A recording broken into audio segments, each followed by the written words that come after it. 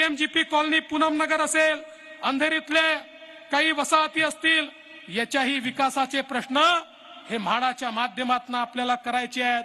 सुनील राणेजी, गिरणी कामगारांचा विषय तुम्ही अत्यंत चांगल्या प्रकारे या ठिकाणी लावून धरलाय. मुख्यमंत्री महोदयांच्या नेतृत्वात आता पात्रता झाली आहे. आता त्यांचं घरांचं स्वप्न पूर्ण करण्याकरता आपण अतिशय गतीने या ठिकाणी काम सुरू केलं आहे. गोरेगावातल्या पत्राचाळीचा प्रश्न तर कित्येक वर्ष हा त्या ठिकाणी पेंडिंग होता. तो प्रश्न देखील आपण मार्गी लावला. वर्षानुवर्ष भाड्याच्या घरात राहणारे, ज्यांचा एफएसआय काही बिल्डरांनी विकून खाऊन टाकला आणि ते मात्र बेघर राहिले, आणि या ठिकाणी अनेक लोकांनी त्यांना गंडवलं. अनेक लोक त्यांना मोर्चामध्ये घेऊन जायचे, त्या ठिकाणी नारे द्यायला लावायचे, पण त्यांचं काम मात्र त्यांनी केलं नाही. ते काम देखील मार्गी लावण्याचं काम आपण या ठिकाणी केलं. आज खरं म्हणजे एसआरआयचे अनेक निर्णय आपण त्या ठिकाणी घेतले. पुरातन बाधित सोसायट्यांचे लोकांचे निर्णय आपण घेतले. अनेक निर्णय आज आपण घेतोय. या ठिकाणी आमचे अनेक आमदार आहेत. विमानतळाने बाधित सोसायट्या असतील, विमानतळाच्या उंचीने बाधित सोसायट्या असतील, पागडी इमारती असतील, कुष्ठरोगी सोसायटी असेल, ट्रान्सजेंडर सोसायटी असेल, रेल्वे बाधित सोसायटी असेल, प्रत्येकाच्या समस्या वेगळ्या आहेत. पण या प्रत्येक समस्येला कुठे ना कुठे उत्तर शोधावं लागेल, आणि ते शोधण्याकरता हा कार्यक्रम आहे. हा माझ्या सत्काराचा कार्यक्रम नाही आहे.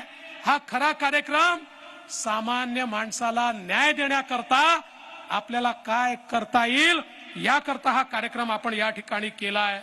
आणि म्हणून आपण स्वयं पुनर्विकास हा मुद्दा या ठिकाणी आणल्यानंतर किमान 25,000 वसाहती स्वयं पुनर्विकास जो आहे त्या संदर्भात 25,000 वसाहती, ज्याच्यामध्ये 5 लाख घरांची निर्मिती आपण करू शकतो, याला आपण पात्र केलेला आहे. आणि मला अतिशय आनंद आहे की आपली MS कोऑपरेटिव्ह बँक जी आहे त्याचे सीईओ अनास्करजी या ठिकाणी आहेत. मी अनास्करजींना विनंती केली की आम्ही स्वयं पुनर्विकास तर सगळा केला, सगळे त्यातल्या अडचणी दूर केल्या, पण आमच्या या सामान्य लोकांना बँका उभ्या करत नाही. त्यांना इतका त्या बँका त्रास देतात, त्यांना कर्ज मिळत नाही, त्यांना पुन्हा बिल्डरच्या चरणी जावं लागतं. अनास्करजींनी आज मला शब्द दिलाय, स्वयं पुनर्विकासाला कर्ज देण्याकरता MS कोऑपरेटिव्ह बँक 1,000 कोटी रुपये हे वेगळे काढून ठेवेल. कुठली सोसायटी सरकारकडनं परवानगी घेऊन त्यांच्याकडे गेली की 1,000 कोटी रुपयातनं तुम्हाला त्या ठिकाणी जे काही कर्ज आहे ते मिळेल. आमच्या म्हणजे मी या ठिकाणी खरं तर प्रवीण दरेकरांचं याकरताही अभिनंदन करेल की MS कोऑपरेटिव्ह असेल किंवा त्यांची मुंबई बँक असेल, यांना सोसायट्यांना अशा प्रकारे कर्ज देण्याचा अधिकारच नव्हता.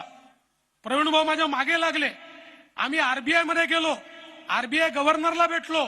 RBI गव्हर्नरला आम्ही विनंती केली की मुंबई बँकेसारखी बँक, इथे तर शेतकरी नाही आहे, यांच्याकडे पैसा आहे, गृहनिर्माण संस्था या सहकारी आहेत, त्यांना ते पैसे देऊ शकतात, तुमच्या निर्णयामुळे त्यांना देता येत नाहीये.